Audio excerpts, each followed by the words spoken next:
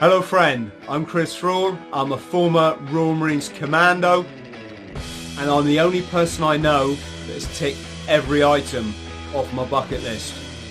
Now if you'd like to achieve all your goals, hit the subscribe button and I'll show you how to smash it out the park.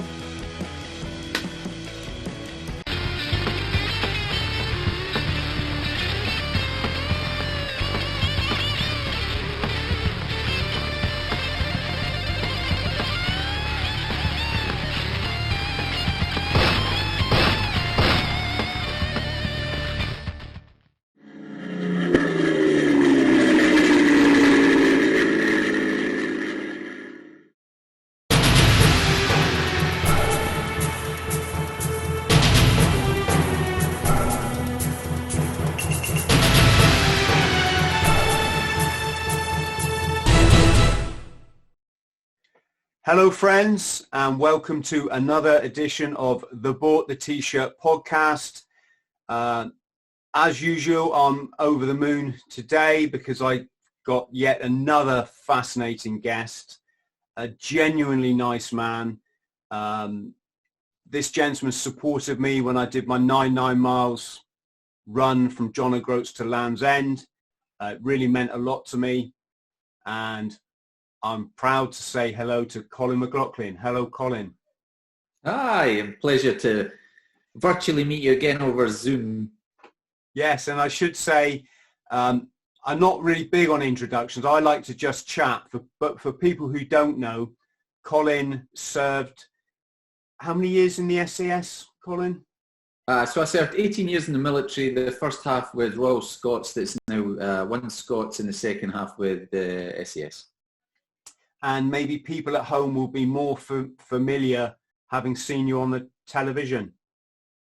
Yeah, maybe Channel 4 Series 1 of the SAS Who Dares Wins, or Channel 5 Secrets of the SAS, or various documentaries and podcasts and stuff. How is it working for the TV companies? I think for anybody that's worked in TV, they'll say it can be, you can see the sort of best and worst of it. You know, some things are manipulated for television, some things television have an agenda or an audience that they're trying to get across. And other times it's the best, you know, and certainly things like the Channel 4. That's exactly some of the best and worst times in TV for me. We're doing things like that, the TV shows.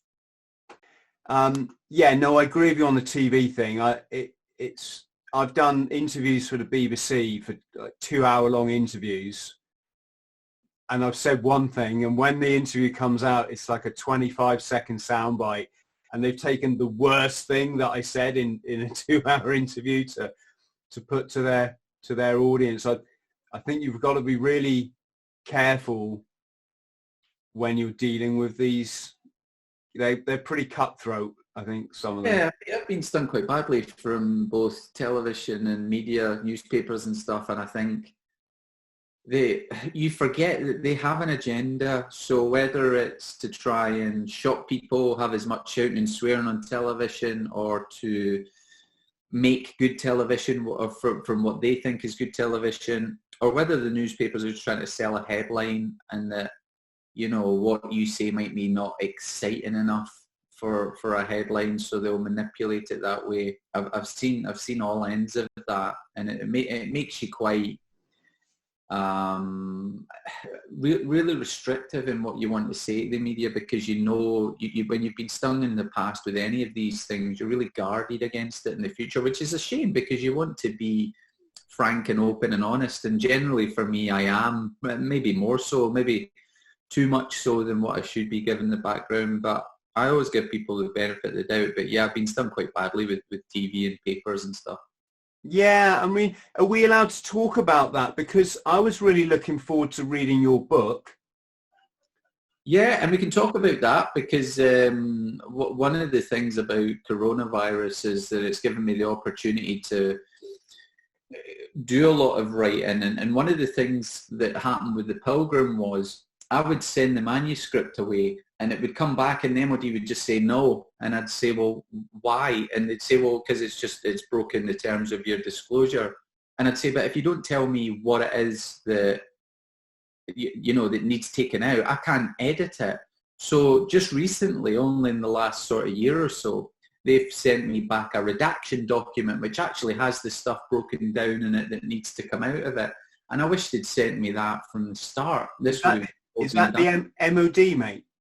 Yeah, the MOD disclosure cell.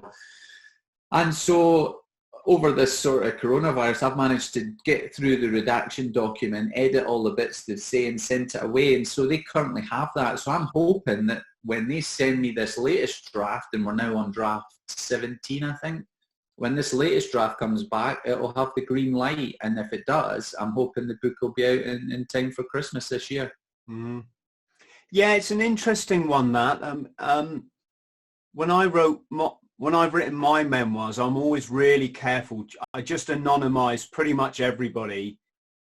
I just ask myself the question, do they know they're appearing in a book? Well, no.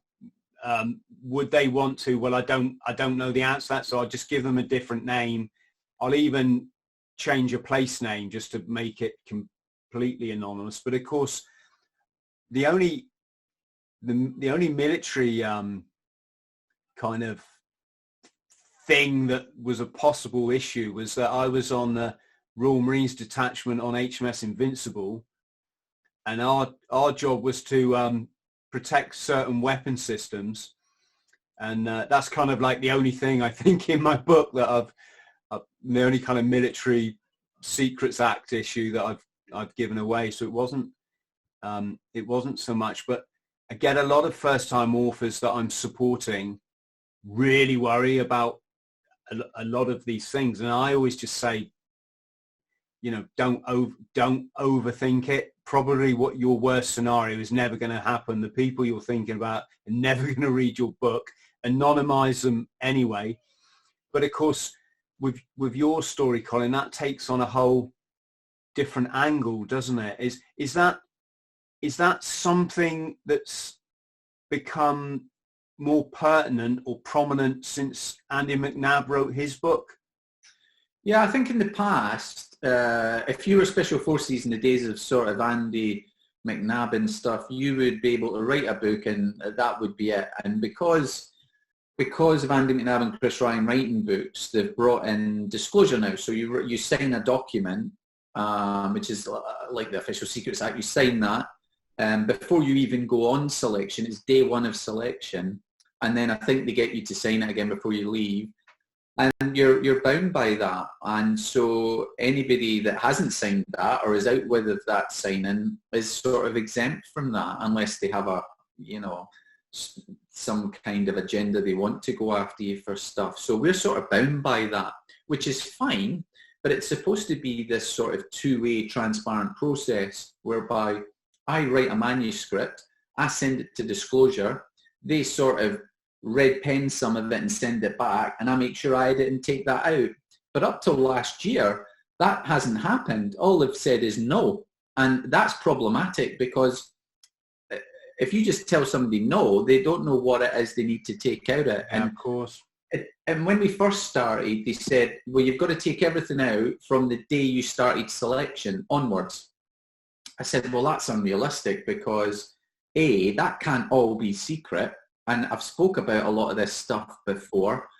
And there's also, there's stuff in there that, is in public domain and stuff. So then they said, well, you can write everything from after selection, because obviously selection process became quite open after the coroner's court with sadly losing people on selection. So then they said, okay, you can write everything from after selection.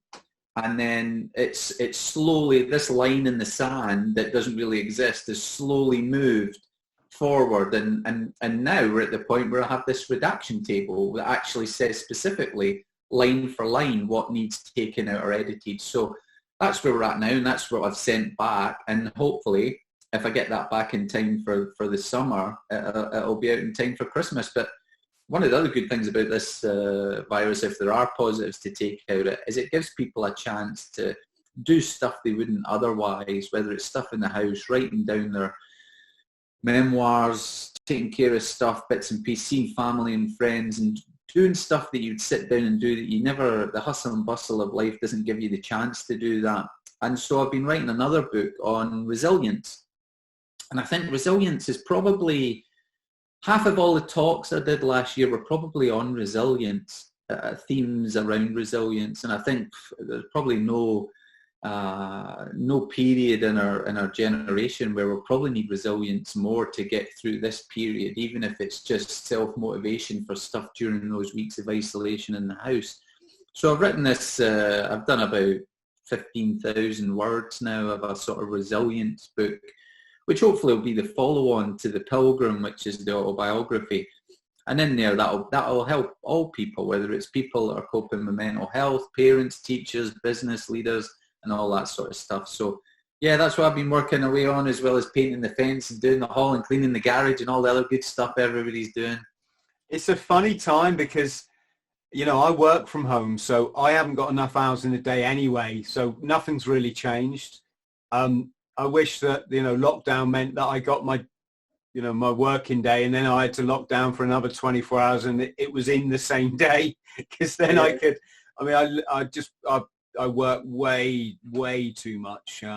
But, you know, it's that thing, isn't it? If you don't want to go and work for someone else, these are the things you've got to do. There's not really an easy way around it. But yeah. So the tell me if you don't want to talk about this, but the ambush thing, Colin, was that a reason the book got challenged as well? Or so the capture would have been part of it, and that was certainly there are parts of the capture that are part of the redaction document. So there are bits of that I probably won't be able to talk about, or I'll have to edit or whatever for when the book comes out.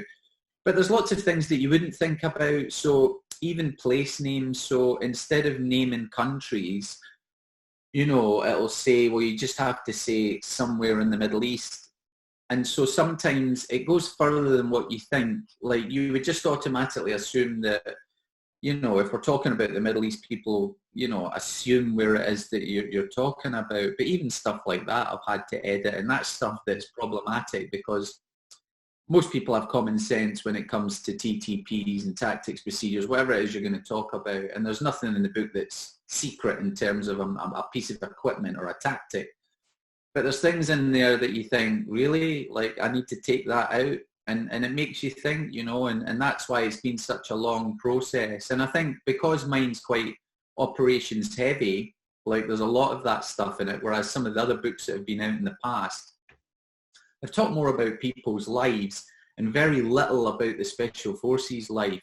But I think people bought the book thinking that, you know, it was a book about Special Forces, you know, even by the titles or having winged daggers on the book or whatever. They've thought it's been about operations. Mine does have quite a lot of operations in it. So it's taken longer than most to get it over the line. But I'm hopeful that if it does get over the line this year, it'll all have been worth it. But that's been resilience itself. That's been about 10 years in the coming. So when it comes, it'll be hopefully it'll all be worthwhile.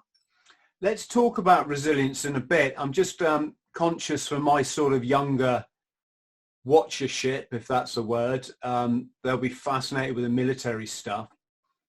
But before the military, what kind of upbringing did you have, Colin? Did you have challenges growing up or? Yeah, I probably had quite an atypical upbringing to a lot of infantry that would end up joining the infantry. I had quite a troubled upbringing. So my original dad had been an alcoholic, had left at quite a young age. My mum had been quite violent. My stepdad was really violent, and so I had the NSPCC and stuff, RSPCC in and out the house, children's panels, supervision orders, all that sort of stuff. And I was quite close to going to a home. And thankfully for me, my sisters came along, my little brother. And so it was a sort of string that kept me attached to the family unit. And so I didn't eventually go to a home. I stayed in. But I had to get special permission to join the army at quite a young age. I was only 15, and I think you had to be 16 to join the army. but my mum wrote a letter to say I could join the army, and off I went. I joined the infantry, and I didn't want to join the army when I was young. I wasn't a boy that army was my natural sort of calling. It was the sort of, my mum dragged me down to the careers office, and I did that tick test they had at the time.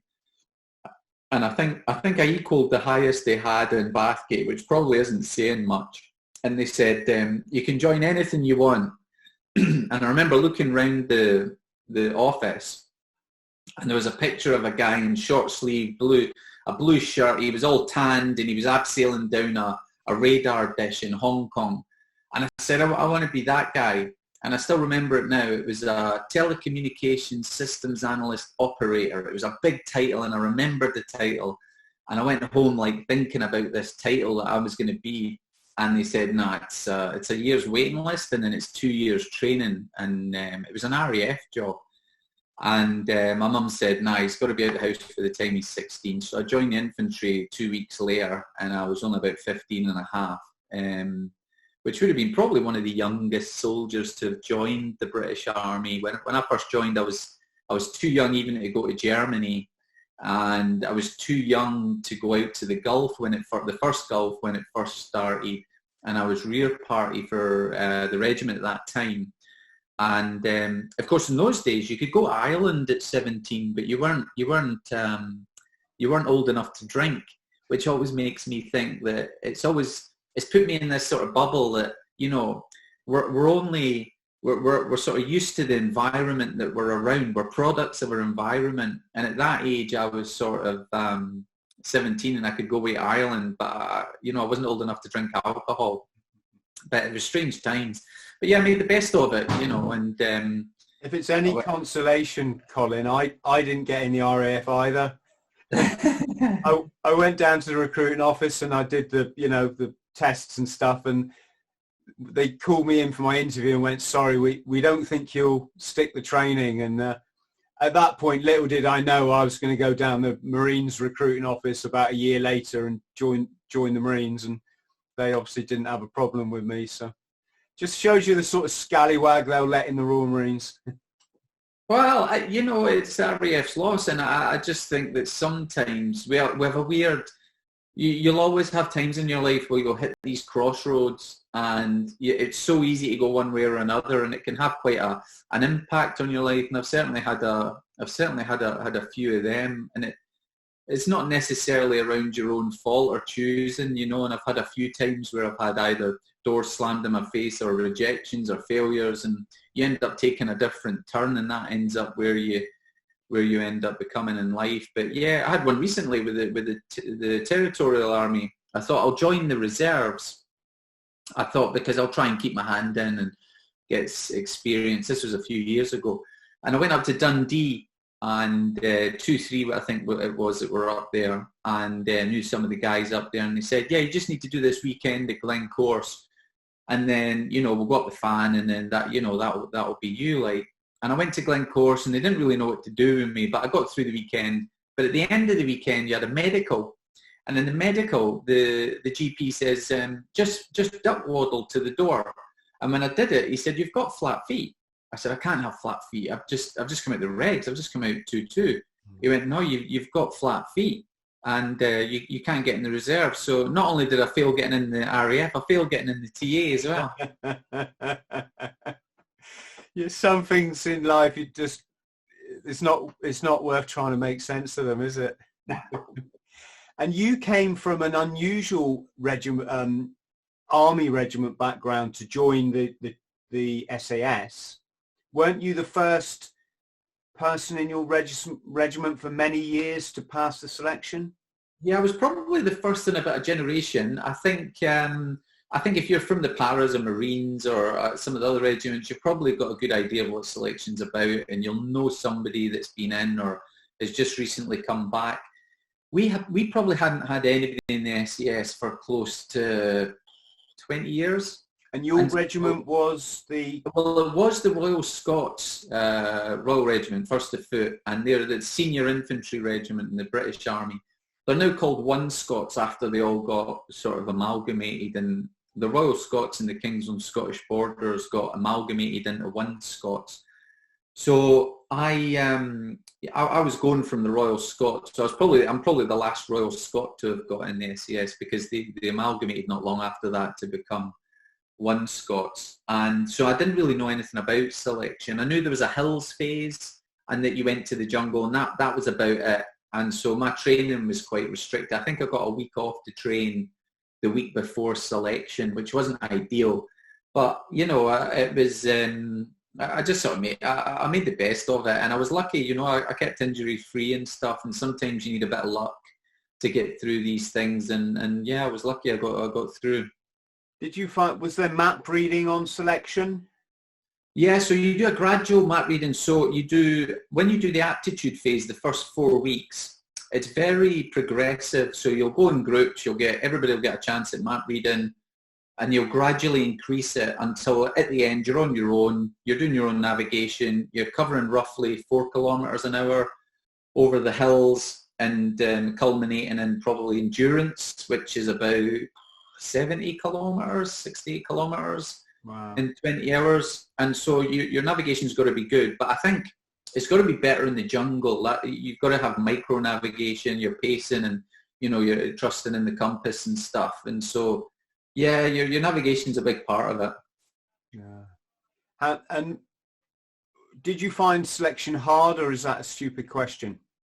Yeah, I think there's nobody that's come through selection that would tell you it was easy.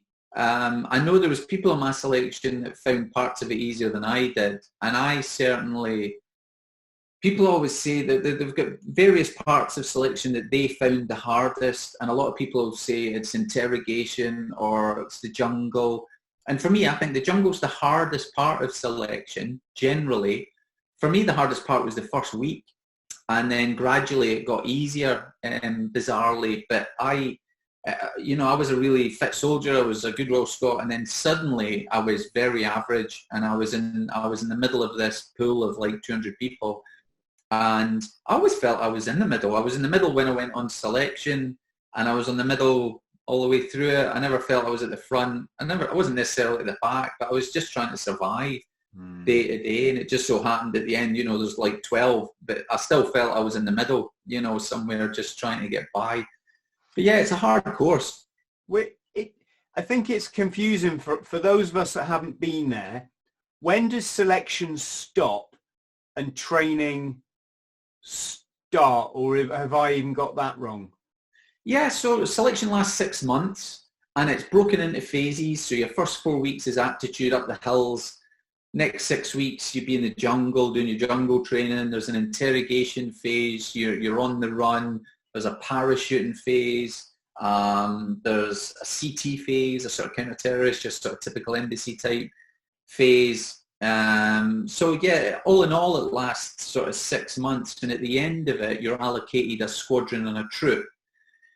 And then from there on, you're almost on a sort of permanent training cycle, really. Your training never really stops. I just think you do a sort of cycle. And in that cycle, you cover all the sort of different parts of doing the job over that 2 years. But you're always training. You're constantly learning new skills. You're in new courses, whether they're sort of medics courses or DEMS courses or linguist courses. You're always learning and training, really, and that never really stops. At which point then, you call it getting badged, don't you? Is that the term? Yeah, that would be at the end of the 6 months. And so you would ask what squadron and troop you would want to be in. And you might have friends in a troop or squadron. Of course, I didn't know anybody, so it didn't matter what I put. But I went to D squadron, and I was in mountain troop. And so you might, you know, if you went to mountain troop, you would do mountain type courses. You might be skiing or climbing or, you know, alpine-based courses and stuff like that. And then depending on your troop skill, you would sort of develop them. But after 6 months, whoever's left at the end, so it's 12 or whatever, you're then badged. So it's very unceremonial. You're just sort of tossed a badge, and, you know, you're burying your blue belt and told to report to D squadron or whatever. And that's it, really. God. Sometimes unceremonial is the best way, though, isn't it? I think so. It was very unceremonial joining and it was very unceremonial leaving, which is both. It's better that way, but I think it can be quite underwhelming, you know, if you're in that situation. Were you para-trained when you went, or did you do that as part of your SAS selection? No, a lot of when I went on selection, a lot of it was stuff I did for the first time. So jumping out a plane, going to the jungle, that was all stuff, you know, using some of the weapon systems, which made it fun, you know, because it was fun for me.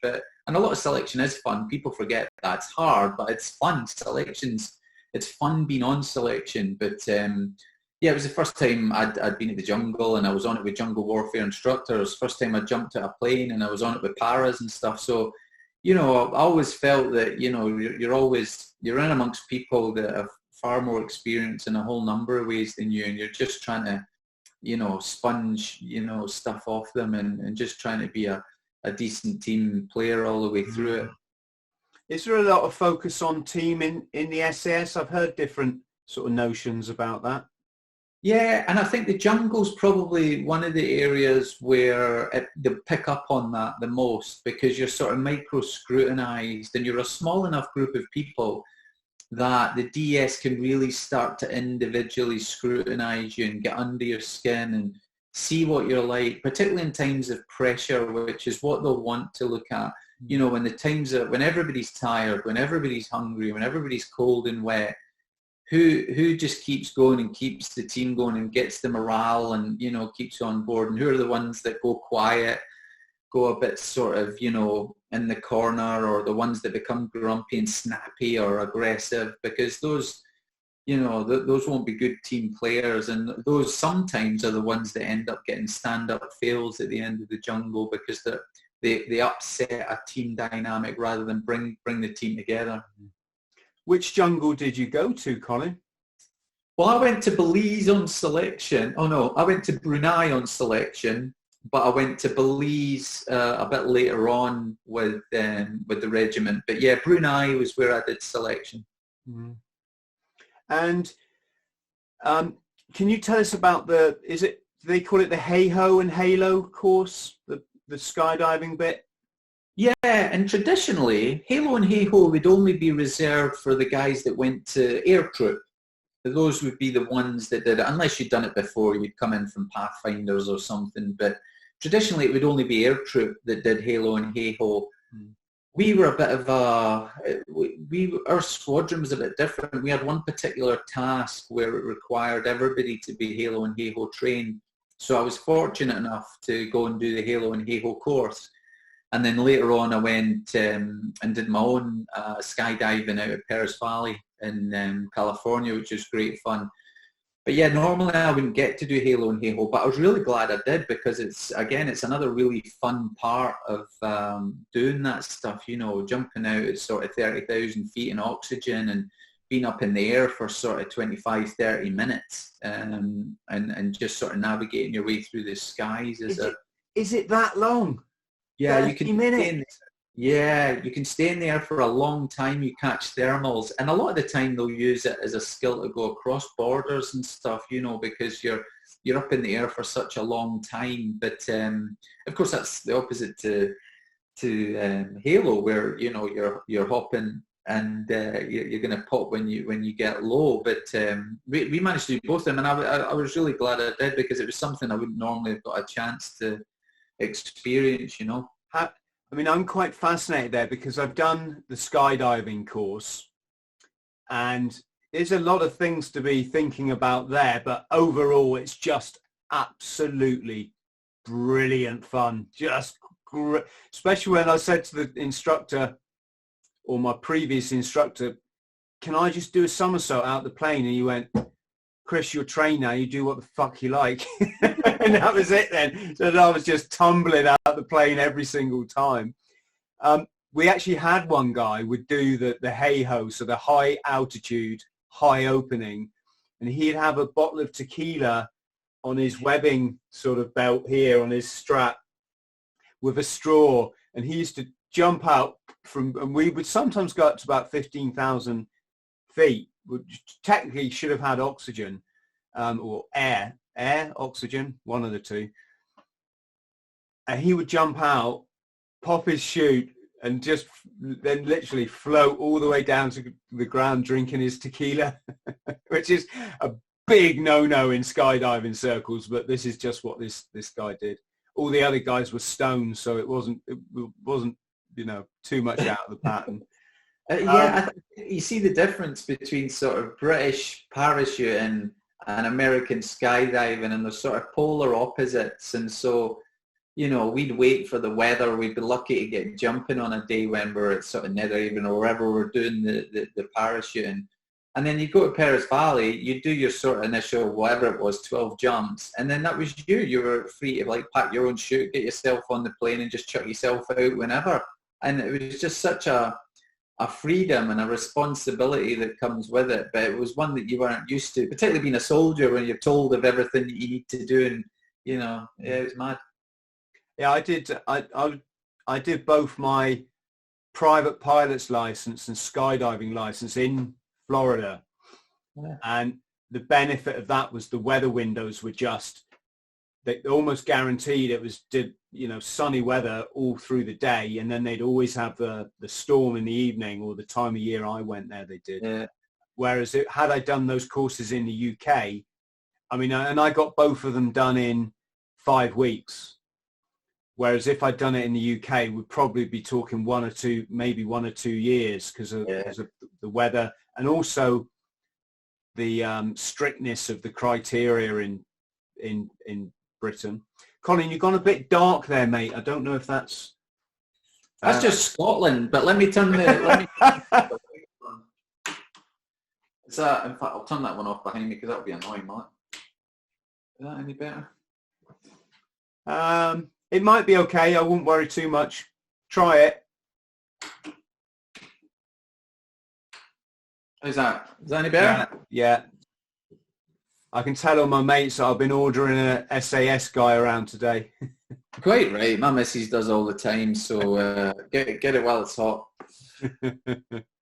So what I wanted to ask then is, I've done I've jumped out in just the clothes that I'm wearing. What's it like with all that equipment and breathing apparatus and weapons and survival gear, plus you're in the air for half an hour?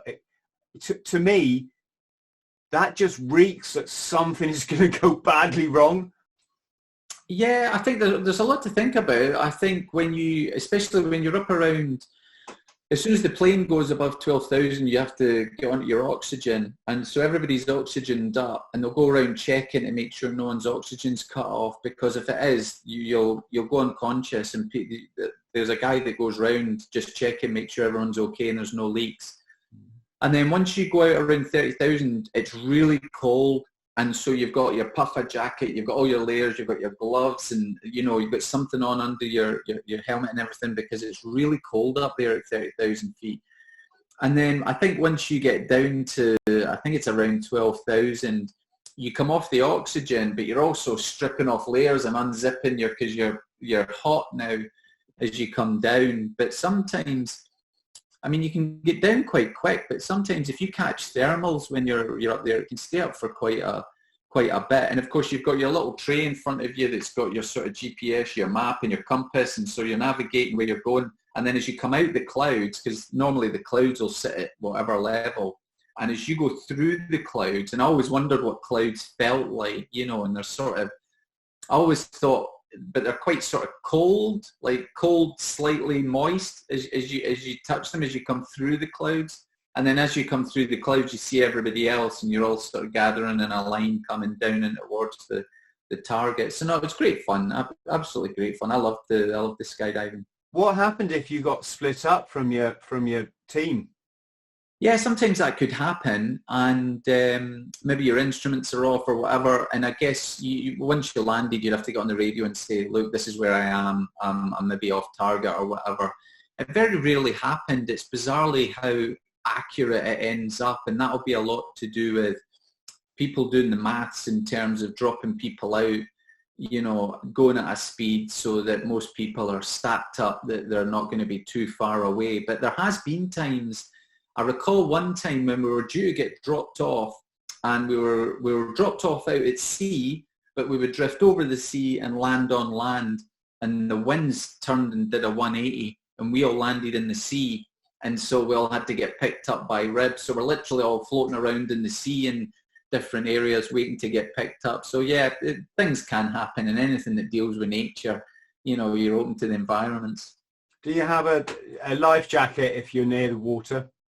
Yeah, you've got all that stuff. So anytime they're going to fly over water, you have to have a life jacket and stuff on. And a lot of the exercises we did, we would get dropped in the water anyway and have to make our way to it might be a rib or something, and then inflate that, and then, head inland, and then climb up a rope, and then go on a sort of target. So it was kind of planes, trains, and automobile stuff, but it was all training and stuff. But yeah, sort of all sorts can happen, I'm just going to ask you a question. Sorry if it sounds a bit cliche, but it's just, I'm aware of my American audience who will want to know what is the difference between the Navy SEALs and say the SAS and the SAS? Well, there's a number of differences. One would be, I'll describe what we are, and then I'll describe what I think Navy SEALs are to make that distinction. But certainly for the SAS, we traditionally recruit from RAF, Army, Navy, Territorials, and they'll all come in. And then they're split into troops, and that's it. And we have our own boat troops. So boat troops, 1/4 of our squadrons that do that. And they'll do traditional Navy SEAL type operations generally.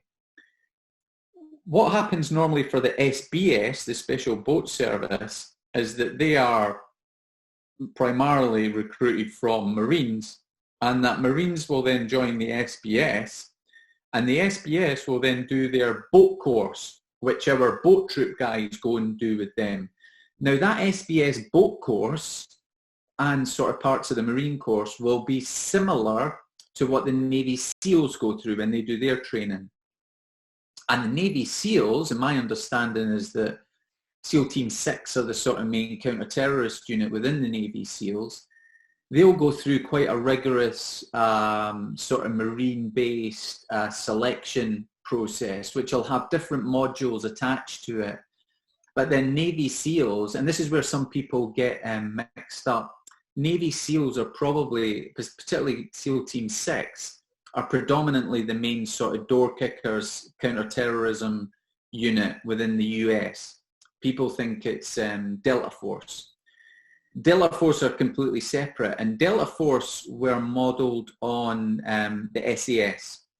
So there was a major, I'm trying to remember his name, he came across and he saw selection, he saw how the SAS were sort of structured and what they were meant for, and he went back and he designed almost a sort of replica in terms of a 6-month selection process, what they were looking for. And that made Delta Force, who are traditionally from all sorts, Green Berets, Rangers, and all that sort of stuff. And they have a counter-terrorism element to them as well, but they operate slightly differently in how they go about doing their business. And the only reason I say that is because I was fortunate enough to do an exchange with both of them. So when we went out to the Middle East, I ended up in a team with SEAL Team 6 and one of the Delta Force teams as well. So yeah, they're slightly different in how they are. And people get mixed up between the SAS and the SBS. The SBS are probably closer to SEAL Team 6. The SAS are a sort of hybrid of SEAL Team 6 and Delta Force, just like their Rangers are like our paras. But to put it in perspective, the US Marines have more soldiers than our Army, more ships than our Navy, and more aircraft than our RAF, and that's just their Marines. So they're a big unit, the US. So when the US talk about special forces, they've got over 100,000 special forces. We have maybe 500, you know. And of course, another thing to remember is the SAS are Army, and the SBS and the Navy SEALs are Navy. Just thought I'd clear that up for people who didn't know. Yeah, and with the Special Air Service, although, you know, people might think that's RAF or it might be Navy, but we also have, there's quite a lot of Marines in the SAS. So we have a lot of ex-Navy, just like we have a lot of RAF. There might be guys from RAF Reg and stuff in there. So the SAS are a sort of hybrid of all the units within the British military, really, which is one of our strengths. You know, we wouldn't want to have all paras, all Marines, you know, all Navy. We like the fact that we've got people from all different backgrounds and stuff. What was the jungle? How did you find the jungle? You said the navigation is hard. What about the living conditions? Yeah, I think people struggle with the jungle because it's a very infantry based. You've got to be good at your sort of basic infantry level soldiering. So your navigation, your tactics, your camouflage, your administration, keeping your weapon and yourself clean, that is relentless, and you're under microscopic scrutiny. There's nowhere to hide in the jungle.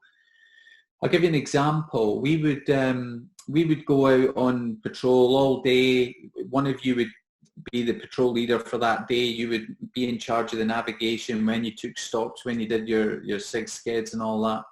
And at night, so you have a routine at night where as it's getting last light, you're all sort of on your bergens with your weapons, you know, ready to go. And then when it becomes dark, you slowly sort of disassemble and you get into your wet kit and into your dry kit and then into your hammock. And then that's all reversed in the morning, where you get out, you get in your wet kit, you get your stuff out, you clean, get your cam cream on, do your weapon, and you're ready. Well, we collapsed at night, we all went in our hammocks, we all got back out in the morning, we're all facing outwards, and we're literally, you know, our boots are almost touching in this sort of all-round defence type stuff. And our DS was stood right in the middle of us all, and he was just looking at everybody, you know, and nobody had heard him come in or whatever, and he'd just been silent, you know, like a ghost in the middle of us all. And of course, your mind starts playing with you. You know, every little tiny mistake you make, you know, you might have stood on a twig, you might have missed a bit of cam, your weapon might be a bit dirty, you might be doing a firefight and you might think, I didn't do that quick enough. These all play on your mind, you know, over the course of it. And for a lot of people, it's too much, you know, and they just, because it's a volunteer course, at any time during that 6-week selection process, you can say, that's it, you know, I'm going home. Yeah, and did I read that you were in Sierra Leone in the conflict there? Yeah, so we went across for Operation Barras, which was the hostage rescue across there, and I think at the time they'd taken about 12 Royal Irish Regiment guys hostage, and we got sent across there to rescue them. And there started a sort of bit of hostage negotiation. We managed to get a few of them out, and then we built the camp to scale and rehearsed on it, and then went and managed to successfully rescue all the hostages and capture the main ringleader. But we lost one guy on it. Brad Tinian was shot and killed during the assault, sadly. But that's seen as a lot of places, and particularly in the US, there's a sort of template for typical sort of hostage rescue, particularly in a sort of jungle environment, because Americans do a lot in South America and stuff. So Barras is seen as one of their sort of templates that they use for, you know, atypical hostage rescues in a jungle environment. So for our friends at home, this was what they call in the media the West Side Boys, right? Who were like a rebel group?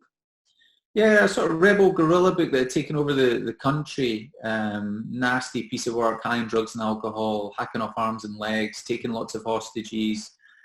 And the UN were brought in but weren't really doing much, hence the sort of 12 guys got taken hostage, and it was just a real, it was a ticking time bomb, really. So my understanding, because I included a little bit of this sort of scenario in one of my fictional books, is they were really called themselves the West Side Niggers, but they couldn't say that on the BBC. They were fond of wearing women's wigs. So you'd get this black guy with a blonde bloody wig on.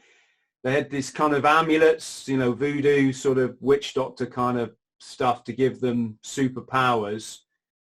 High on drugs, as you said. Didn't they used to mix the gunpowder with cocaine or something to make this real bizarre concoction? And a lot of them had been recruited as boy soldiers, I'm guessing. Yeah, very typical for that sort of area, very sort of gang-like culture, and yeah, taking young boys and stuff, and sort of blackmailing them over the threat of their families and stuff like that to get them recruited in. And that was probably one of the most difficult parts about it, was there was a lot of young kids in there with weapons that probably didn't want to be there, you know. Yeah. What role did you play in that rescue then, Colin? So I was one of the recce teams. So there was 2 recce teams sent in to see the 2 camps either side of the river. So we probably got sent in a couple of days before the main assault just to go in, recce the camps, find out where the hostages were, take out sentries and stuff before the main assault came in. So I was one of those recce teams. Wow. And was it gratifying to put all that training finally into well, not finally, because I'm sure you were involved in quite a lot of, you know, a lot of conflict in your time. But is it good to put your training into practice and you're doing it for real? I think one of the good things about it was the fact that it was very different to a lot of the combat that's went on over the last 20 years, very desert orientated combat. To do a jungle operation's quite unique, unless you're, you know, I know a lot of the American special forces who do a lot of their work in the jungle, but for the British guys, you know, we very rarely get a chance to get our hands dirty in the jungle. So yeah, when we do jungle's a big part of our selection process, and you know, if you can soldier in the jungle, you can soldier generally anywhere. So to get a chance to do that, as well as all the sort of traditional sort of Green Army type stuff, the green rolls and the desert type combat was good. It was great. We rescued all the hostages. The only thing about it was we lost Brad, you know, and that was the only sort of blip in that sort of operation, that we lost somebody. Otherwise it would have been almost you know, the perfect op. And it's interesting because a guy I served in Northern Ireland with, won't say his name, but he had an interesting career actually. First he joined the SBS and he left because they asked him to go outside one day and pick up litter, and he said, I didn't join the special forces to pick up litter, and he was that cross about it, he left. That's what he told me anyway. There might have been something more to it. Then he became a mountain leader, and then he went back and joined the SBS again. So when I met him, after I'd been out of the forces about 15 years, he was still an operator. And I was chatting to him in the pub, and he was saying that he was in Sierra Leone. And when he was in my troop in Ireland, and you know, we didn't have it easy over there. There were things going bang and shots whizzing past our ears on a number of occasions, and we lost a chap in the second week, about the second week over there. So it wasn't as though we had a quiet tour. And when I asked him about Sierra Leone, he's like, "Oh my God, Chris, you know, I thought Ireland was hot." He said, when you were fighting the West Side boys, he said it was just, he just said it was all kicking off, just your full-on sort of combat scenario. Yeah, and I think for a lot of people, me included, sort of Barras was probably one of 4 or 5 times where, if you can sort of have highlights of times in your career where you've been in amongst it, shots going both ways, you know, two-way range, and you've been part of something that has a sort of little footnote in history. That would be one of them. Mm. Phil Campion was there, wasn't he? Phil Campion was there, and he was the same troop as me, and he was part of the main assault. I can't remember exactly what his job was, but he was on Barras. Mm. Mm. Wow. And can we talk about the Middle East? Is that okay? Sure. Yeah. And you were taken captive there. That was the famous scene that we saw on the news here, was it not, when they just showed two, I think they called the military on the news. And was that yourself and your oppo, as we'd say in the Marines? So people get mixed up with this. Basically, it was the same area, same circumstances, but my situation was a year before that. So it was exactly the same, captured and taken to the police station, all the rest of it, and then rescued from the police station. The one that the one that they tend to show is there's a tank and a guy on fire, and when they talk about one particular incident, that happened almost a year the day after my incident, which had already taken place. And the problem, that's another thing that's got me in bother before, because the press have said that I've said that was me or whatever, or the guy in the tank or the guy inside or whatever. And then, you'll have people coming out going, that wasn't you, that was a year after that. That was a year after that happened. But no, we'd already got captured a year before that had happened. And actually that almost, it doesn't make it any better, because if anything, history should teach us that stuff like that should never repeat itself, and it was one of the reasons I left, because I didn't feel like that part of it had been fixed, if you like, and and the proof's in the pudding. It happened a year later. So was that a similar situation to what happened the year before, or actually I think it was the same summer we went to Northern Ireland, to Belfast? It was that time when they kidnapped the two signallers who mistakenly were undercover, and they drove into an IRA funeral. Yeah, I mean, I can't speak for the one that happened the year after mine, but bearing in mind it was two guys from the same unit doing the same job, and a low-profile vehicle, pulled out at a checkpoint, taken to the police station, held there, smacked about a bit, and then rescued from the police station. I mean, in terms of that, they were identical. And probably had the stuff that was going on when I was there, had that been taken care of and some of the sort of I's dotted and T's crossed, then that probably wouldn't have happened a year later.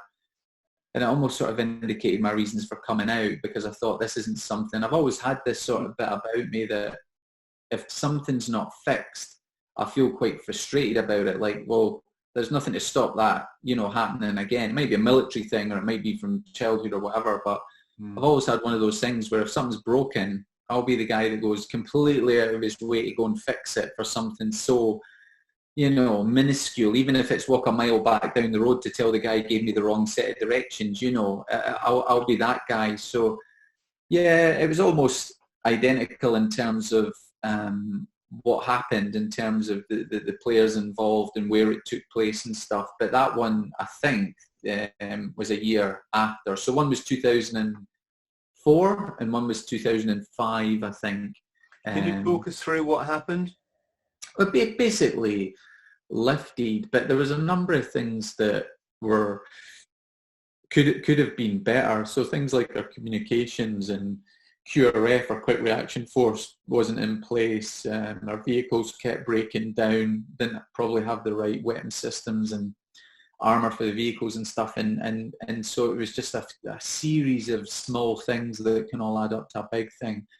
And we were just taken at a checkpoint and taken to a police station, and I think they had plans to execute us, but luckily we were rescued from the police station before that took place.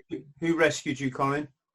There was a Green Army unit there, and there was a Green Army unit, and there was an RMP call sign And they came to the police station and said they weren't leaving without us, and managed to get us down in armour and out of there. There was a bit of a riot at the police station. There was a lot of people and stuff. So yeah, it was tense, but we were lucky. There was people there at the right time to get us out, because if there hadn't have been, I've no doubt they would have they would have done away with us.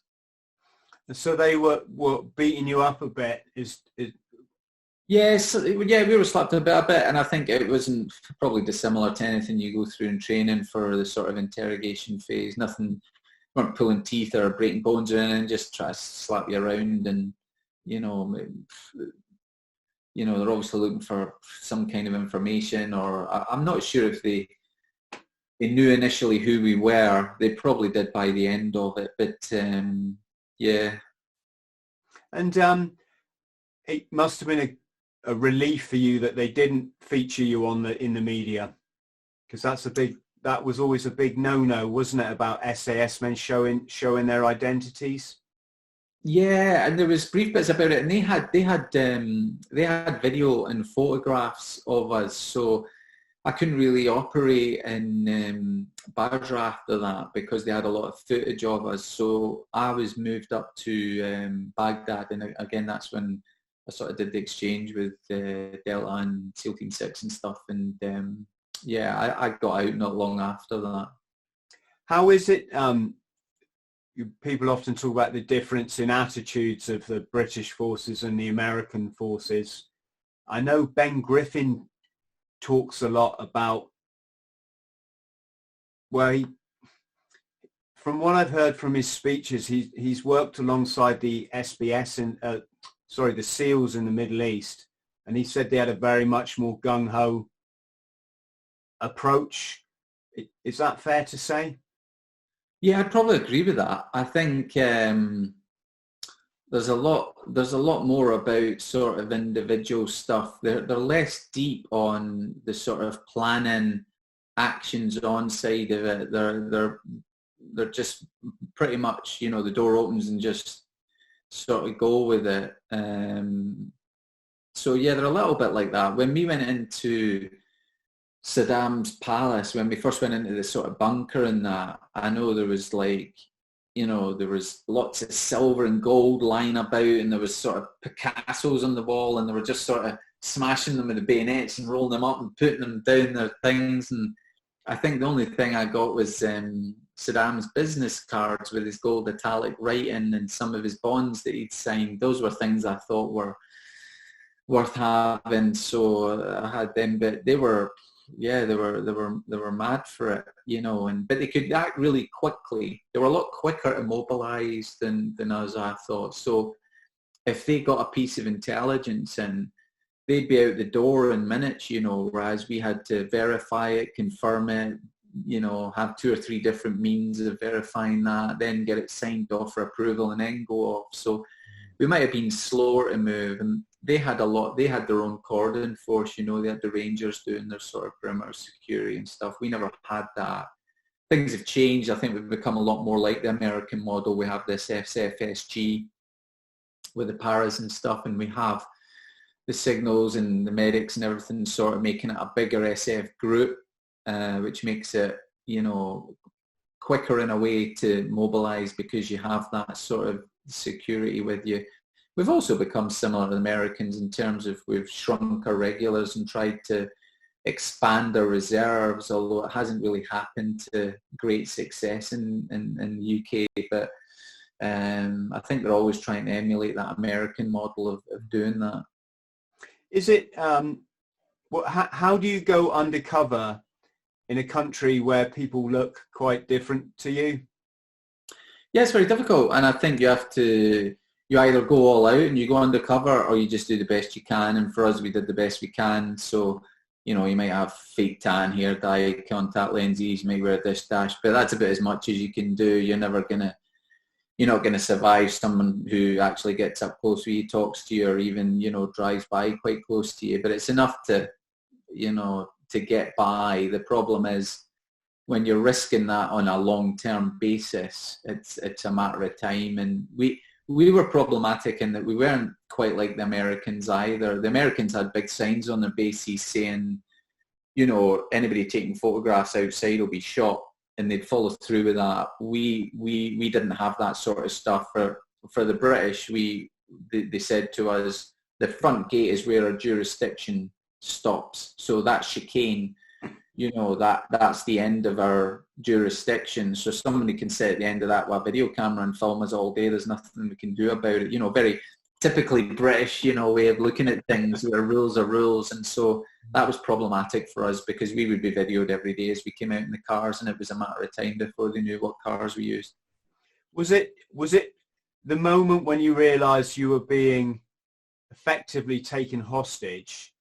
Was that a chilling moment? I'm trying to relate it to moments I've had in my past where I literally thought I was going to be executed, and there's a certain feeling that comes over you. I'm just wondering if that relates. Yeah, I think there's, bizarrely, there won't be moments that you would think. So people always say when you were in the room and you were like stripped and you're in the corner and they've got the muzzle against the back of your head, is that the point you were most scared? Because that seems naturally the point you'd be most scared, but it wasn't. The time I was most scared was when they were all fighting between themselves and they were wrestling each other and there was like rounds going off, and that's the point I thought, nah, because the organisation had broken down. And there's something that's you feel quite vulnerable about, because as long as somebody's in charge and there's order and there's calm, even though there's a gun in the back of your head, it's not the worst it can be. The worst it can be is when civilization breaks down and people are fighting with each other, because you're the lowest common denominator then, and at any point somebody with a gripe could just, you know, and that's the point I felt the most vulnerable. So that's probably the point in the whole thing where I thought, this isn't going to go the way I think it's going to go. And just to close off on the kind of military stuff, did you ever get into any, you know, firefights? Yeah, loads. I think a lot of them, I talk about those sort of 4 or 5 times where, you know, they're sort of lasting memories for you. They're the sort of things that you join the military for and you hope you're going to be involved in. So there was a lot of those in the Middle East where some of them planned and some of them not planned, where, you know, just the fog would lift and you're in amongst it, and you're in an hour-long firefight and you're using all your weapon systems and, you know, the lead wasps are flying by, but those are times that you take with you because you think, you know, that's, if I'd have joined up and never got a chance to do those things, it would have been disappointing. But to be involved in those sort of things, or, you know, they're up there with some of the best sort of firefights that special forces have been involved in. Yeah, I can relate to what you're saying. It was, I know guys that joined up didn't see any active service, and it's just that thing, isn't it? It's just that all I'm trying to say is I'm glad what little we did see that we saw, and I think I saw just enough to say, okay, yeah, that's cool. The guy behind me got shot 3 times in Belfast. He lived, but you know, to be in that scenario where you're patrolling along and suddenly you just hear bang, bang, bang, bang, bang, and in that split second you realise, God, we're being shot at, and you see I could see the grass was flicking up by my feet, and like I say, Jock was just sparked out, thought he was dead. But yeah, yeah. So, moving forward, what does resilience mean to you, Colin? Because I've had this chat with a couple of people lately. Yeah, I think it means a lot of things. I think resilience is that bit about enduring, you know, being able to endure and keep going and not give up and put one foot in front of the other and take yourself to that place. And for a lot of people, for anybody that's run a marathon or climbed a big mountain or whatever, they'll have been to that place, they'll have taken themselves to that place where it's sore, it's painful, and it's going to be a lot easier to stop, but you don't, you keep going. It also means, I think, that sort of little bit about having purpose and a determination that you believe in something, you have a passion about something, and you're going to see it through.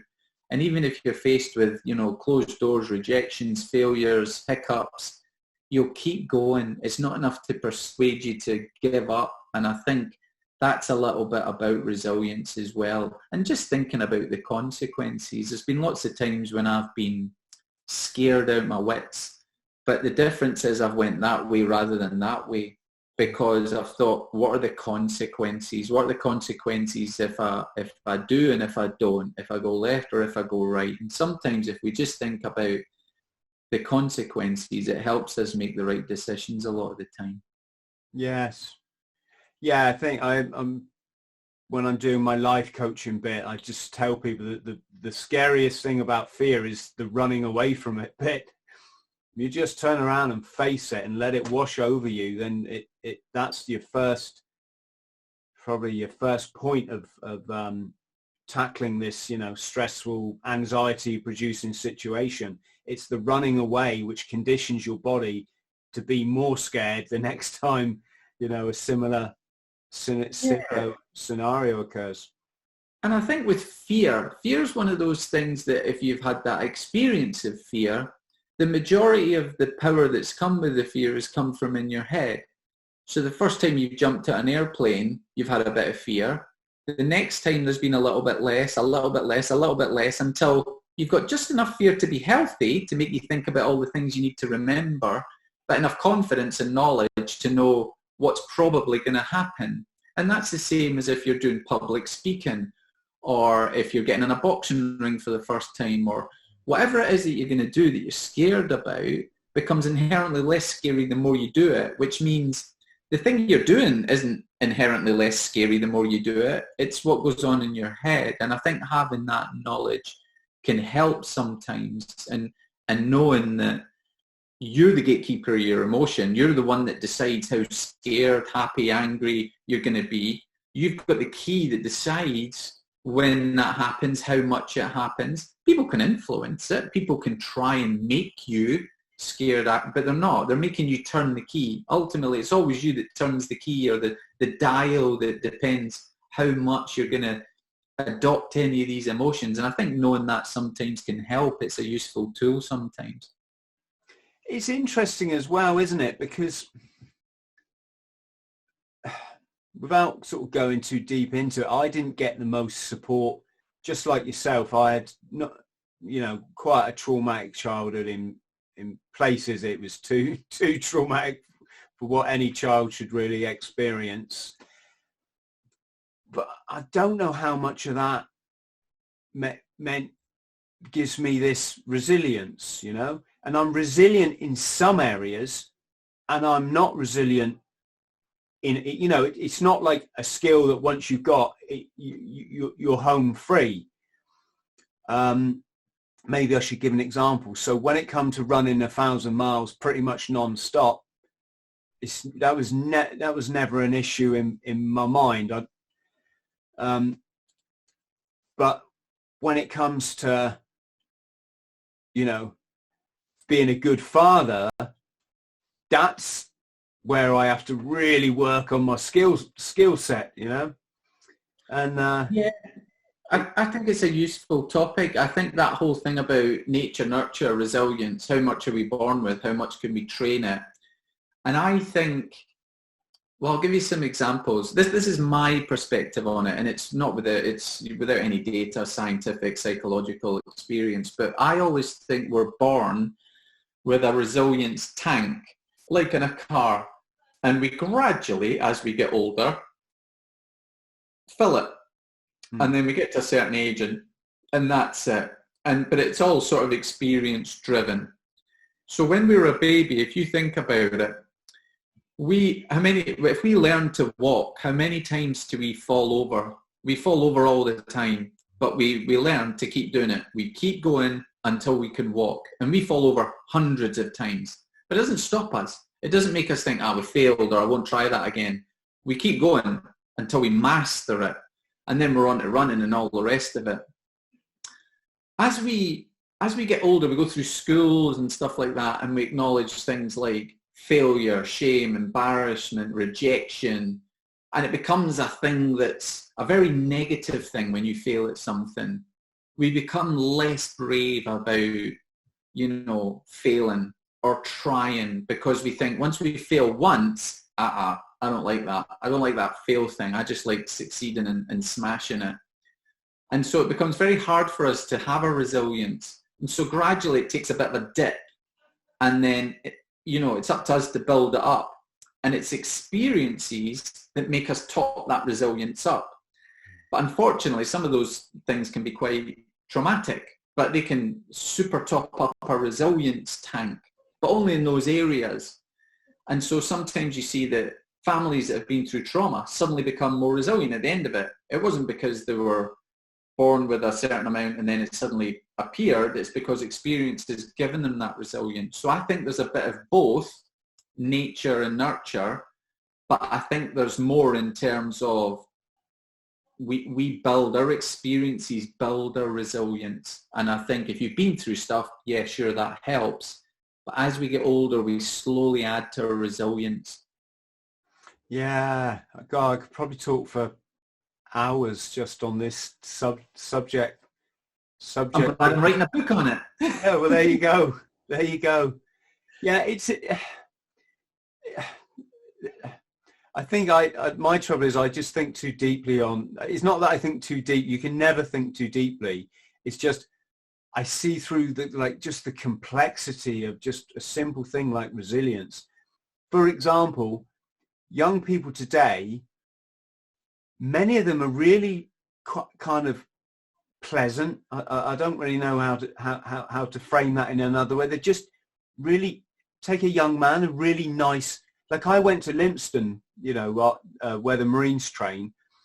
I went to the Commando Training Centre, I should say, for our 30th anniversary of when our troop joined training. And so all us old guys turned up there, and the recruits were all just really nice. They were a different type, a different character to us reprobates when we went through. They'd come up to you and go, "Oh, hello, who are you?" in the kind of in the NAFI queue, which was just, we didn't do that kind of stuff. And I guess what I'm getting to is resilience is funny, because you often hear in the press and the media and through social media particularly that how rubbish young people are these days, and how they're this and they're that and the other. And I'm just trying to highlight there's no real kind of easy answer to a lot of this, is there? There's no kind of one rule for one. And yeah, and I think that's life. I think life will throw up certain characters, and generally I think things like resilience are probably, I don't know, if you're comparing it, I would say there's probably more resilience from a generation ago than there is now. But things like coronavirus, things like, international conflicts, recessions, those add to resilience. So, and we look at our, a couple of generations before they went through the war and stuff, and we always talk about how resilient they are, mainly because of the experiences they've been through. And so that anything thereafter that you come through is a breeze compared to what you do. So you build this resilience. And I agree. I think people are nice. They have a lot of positives about them. They're a lot more technical savvy. Are they more sociable characters now than they were a generation ago? I'm not sure. And the mobile phone and social media probably have a part to play in that. But I think when it comes to resilience, there are things we can train resilience. We can train that by making people have to, get hold of their inner grit. And I think people like us, we talk about when we went through training, and we might agree that you probably need more grit and resilience to get through training then than you do now, because you simply don't do those sort of things now. You know, you're not shouted and swear at you. You're not allowed to do the same sort of physical and mental exertions on people now that you were in the past. Therefore, it only stands to reason that there's less resilience needed, and wherever there's less resilience needed, there's less resilience within us.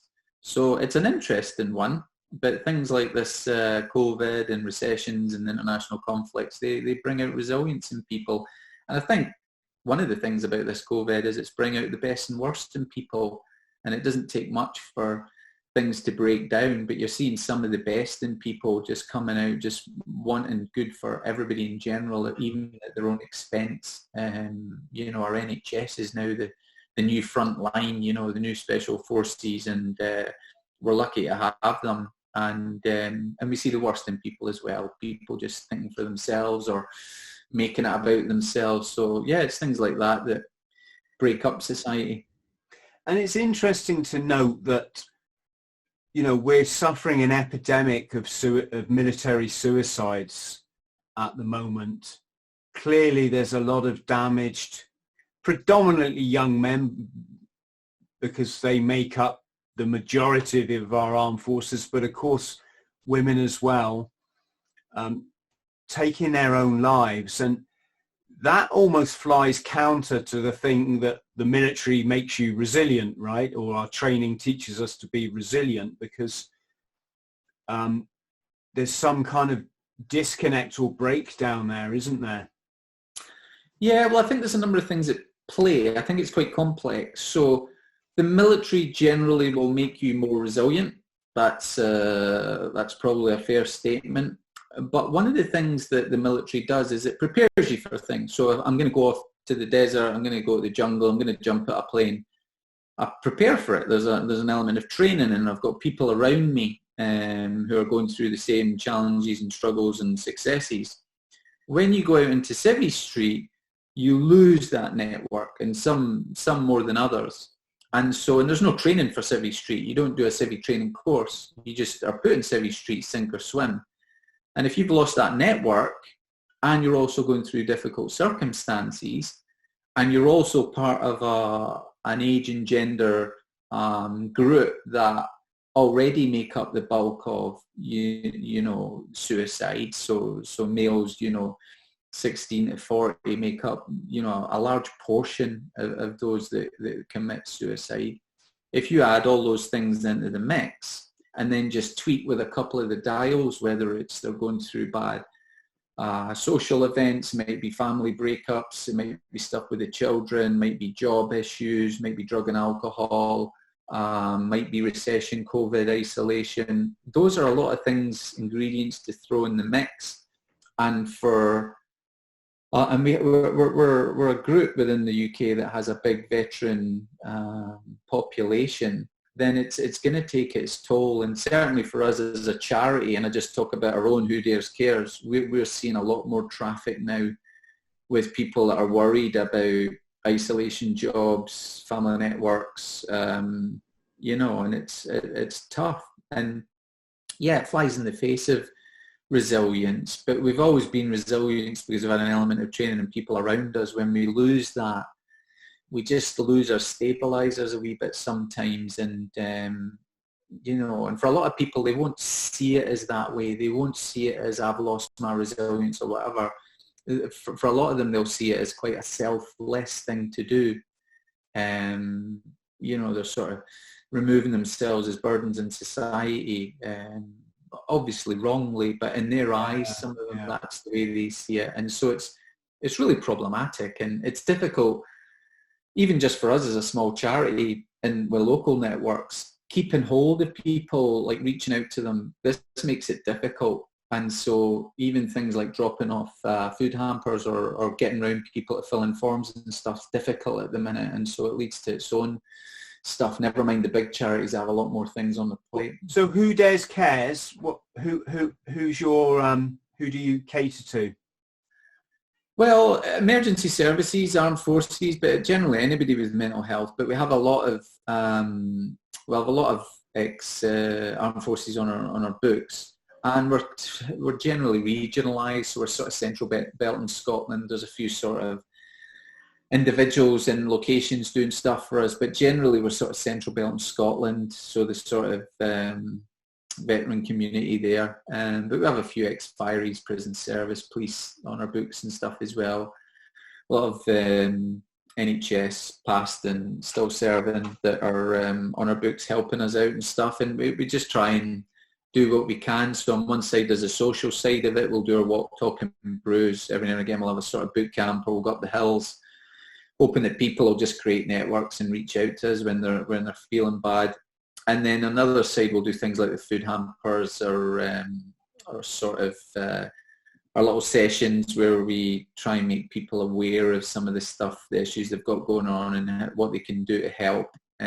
So just a mix of things really, and ideally we'd like to have this app and website up and running that provides people with a sort of immediate traffic light system, so they can tap into someone immediately if they're feeling bad, whether it's 3-4 o'clock in the morning or whatever. We'll put it on the YouTube video. I'll put links to your organisation, Colin, below, so people can contact you.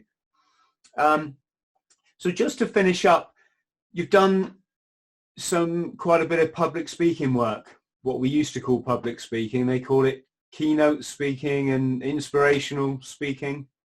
Yeah, and I kind of fell into it by mistake. Probably about 4 or 5 years ago, I was up in Aberdeen, and it was an oil and gas conference, and the topic was risk. Because at that time the price of oil was crashing, and people were talking about risk, and how do you measure how much money we can spend on training equipment, all the rest of it. And we're supposed to have this skydiver. It's funny we've been talking about skydiving. We're supposed to have this skydiver who's going to skydive in, run up to the pulpit, and then give this big talk on risk. And he cancelled like 2 days before. So everyone was running about like headless chickens, and what we're going to do with no speaker. And I said, look, if you're desperate, I can talk about risk, but it'll be from a military perspective, because I don't have a lot of oil and gas experience. And they were desperate, and I ended up talking, and I got a wee standing ovation at the end. And somebody came up who did conferences and said, you should do speaking. That's something you should do. And I thought, that's not a proper job. Like, how can I tell people I go around and speak for a living? That's just nonsense. And I ended up doing a few, and then they just snowballed, because you'll know, like, word of mouth and networking, and you end up on one website and then another, and you believe it yourself that it does add value to individuals, organisations, sports teams, universities, schools. And so you think, all right, well, maybe that is something I can do. And that has slowly, sort of over the course of 5 years, taken over to probably be my main sort of job now is doing talks. And I used to do 1 or 2 a month, and now I probably do 2 or 3 a week. Wow. And it's just went ballistic. But no, I'll take it while it's hot. And I think it's things like that. And last year, probably resilience is probably the thing I talked about most last year. That probably gave me the inspiration to write a book about it, because I think the more I go to talks and people say, no, that makes sense, I think, well, I'll write a book about it then, because if people agree with it, or they think it might help, or they might help others, then I'll write what I know about it. And I'm no expert. I'm not one of these people who comes on and says I'm a life expert, or whatever.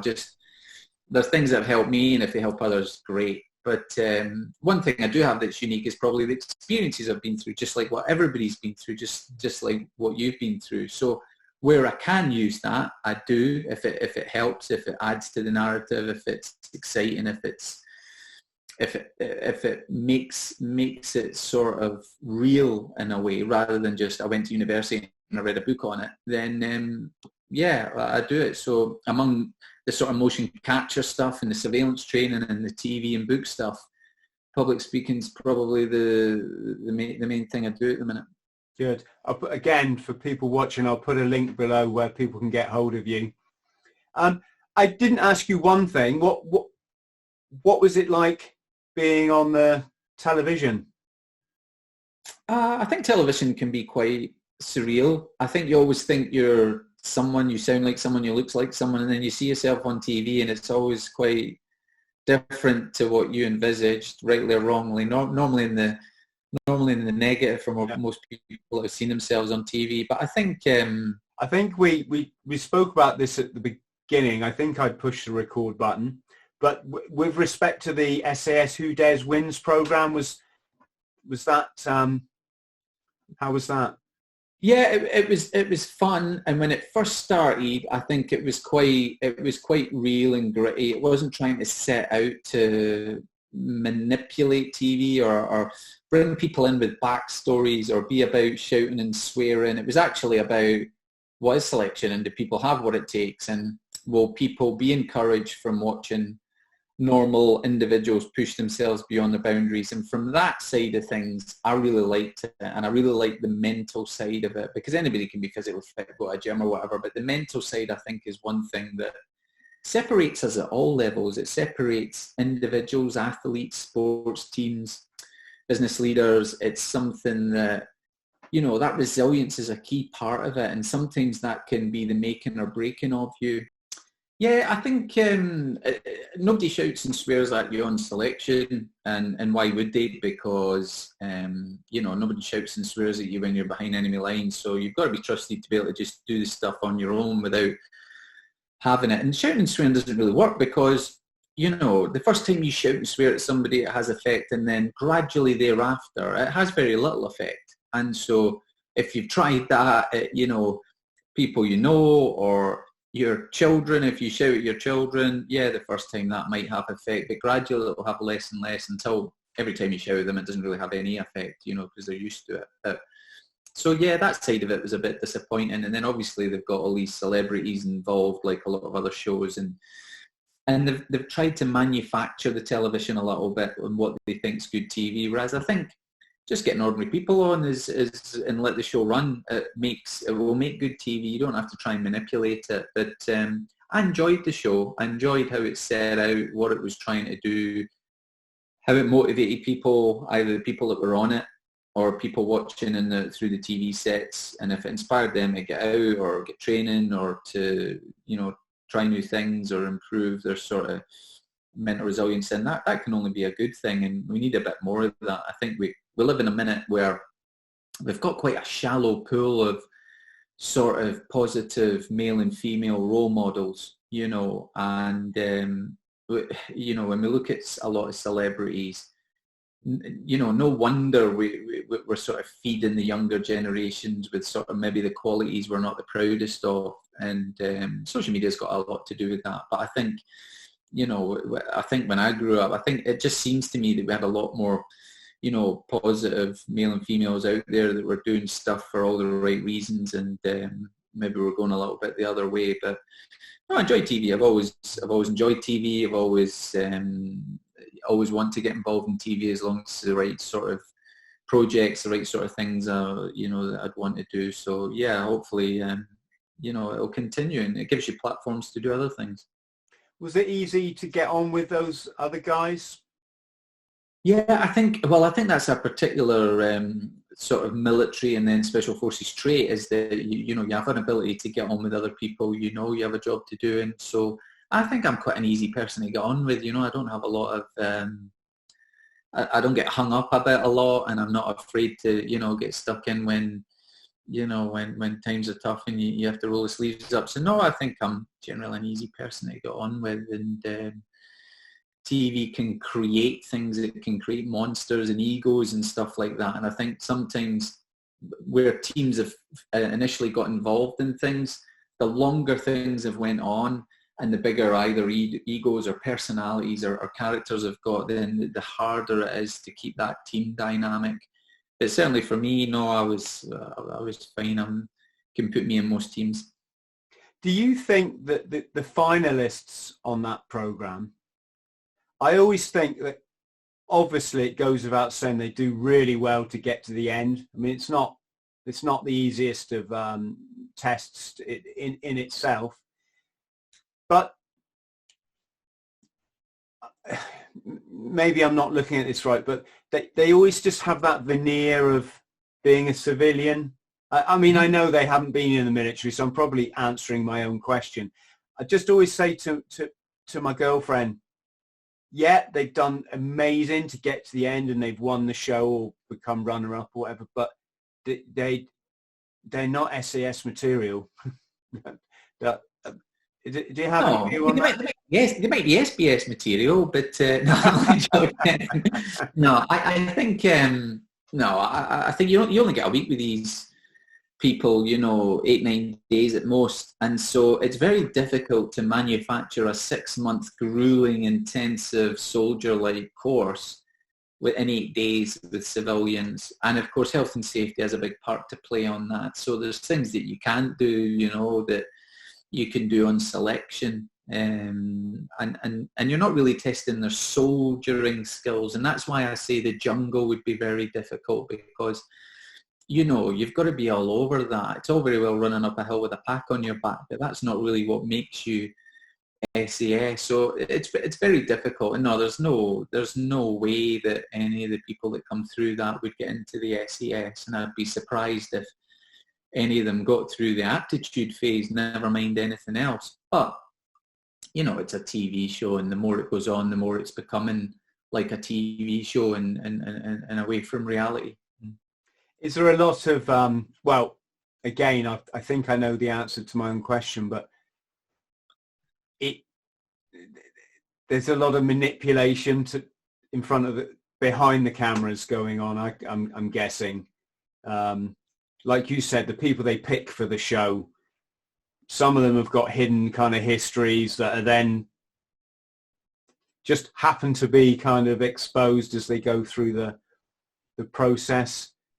Is that... Yeah, and we were never involved in the recruitment of candidates for it, for obvious reasons. We would choose people that we thought resembled, characteristics in special forces, and they don't want that. They want a broad spectrum of society right across the board, of men, women, gender, race, religion, political persuasion, all sorts, for obvious reasons. And so they're looking for different things, and they're looking for, good television. And when we run selection, we're not looking for things that make good television. We're looking for good soldiers, and so those sort of running, they fly in the face of each other sometimes. And I think that it's got more and more the other way than how it started out. But it is what it is. People enjoy it for what it is, and if it still does a little bit of what it used to do in terms of motivating people to, improve themselves next week than what they were this week, then it can only be a good thing. How do you have any kind of thoughts on women are now allowed to join the Royal Marines, and I guess that will one day become women are allowed to join the SAS? Yeah, I don't really. I'm not sure I feel strongly either way. I think women are as capable, if not more capable, in a whole range of areas as men. And certainly there'll be women that are probably capable of passing selection. I think it'll be a long time before we see a woman in the SAS, just because we have a very shallow pool to choose from in terms of ones that have very high infanteering skills. So a lot of women out there are very fit, able to run up hills with packs on their back, but do we have enough sort of infantry level soldiers to get through, like the core of our special forces, our paras and marines and people with good soldiering skills? How many women do we have out there that have that? Not many. So it just stands to reason that the chances, just statistically, are up against them to get through. But it's only a matter of time, and I think I've already got women in the Marines at the minute. Is there anything you wanted to say before we say our goodbyes?